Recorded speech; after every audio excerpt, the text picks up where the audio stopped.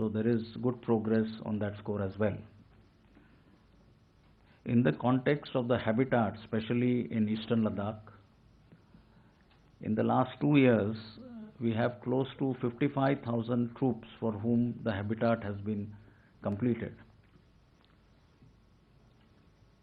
Not only for the troops, which amount to about 350 company modules or 350 companies, there has also been covered accommodation, covered heated accommodation for close to 400 odd guns and about 500 odd A vehicles, that is your tanks and BMPs. Now that is a significant achievement. Overall, close to 1300 crores rupees has been spent in the last 3 years focusing on the infrastructure and the habitat requirements in Ladakh. And there are aspects of, you are looking at shelters, locally made Sheila shelters in the eastern Ladakh. We are looking at more green solutions in terms of utilizing fuel cells, looking at hybrid solution to meet our energy requirements. And all this with the Gati Shakti portal, I think that is something which will facilitate and overcome certain difficulties we had in terms of getting clearances, forest clearances, land acquisition, etc. So in terms of infrastructure on our side, I would say there has been marked improvement, and my aim was to just put it in perspective and try and quantify as to what this improvement means. The first question was about the challenges on the northern border. I had mentioned about what the situation is, and the deployment from the adversary side continues in the same manner. We have equal number of troops on our side. We have adequate reserves to cater for all contingencies. In terms of the numbers, I would say there has been slight increase in the number of troops that we find opposite our eastern command, but we are keeping a close watch on the movements, activities there with all the surveillance resources that are available at our disposal.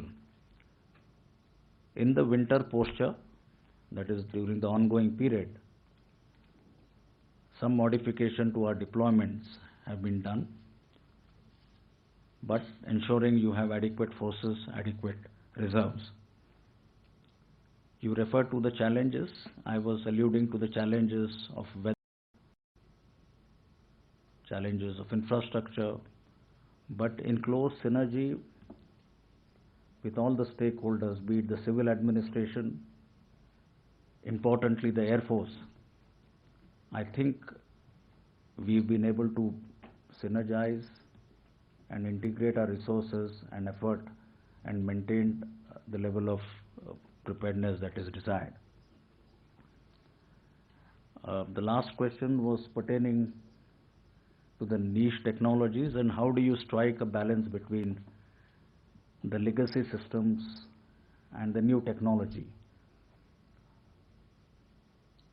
And I must mention here, in any force you have certain equipment at any point of time which will be vintage, another set of equipment will be current, and the third will be state of art.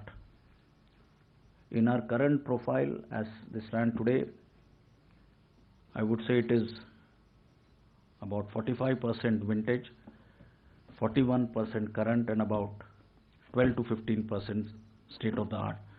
But by 2030, because of our modernization plan, we'll reach a figure of close to 35% current and 44% state of the art. And that is what our modernization plan, including introduction of niche technologies, intends achieving. How do we integrate the legacy systems with the future systems? One method or the route is upgrades.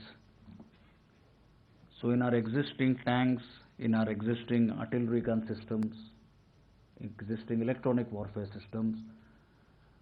We have gone this route by upgrading or adding certain contemporary capabilities, and that is how our existing legacy systems, though old, but in terms of their ability, they have been, I would say, upgraded to the current levels that are desired. So that is how we are striking a balance and managing a mix of the three, and that, I think, is a way forward.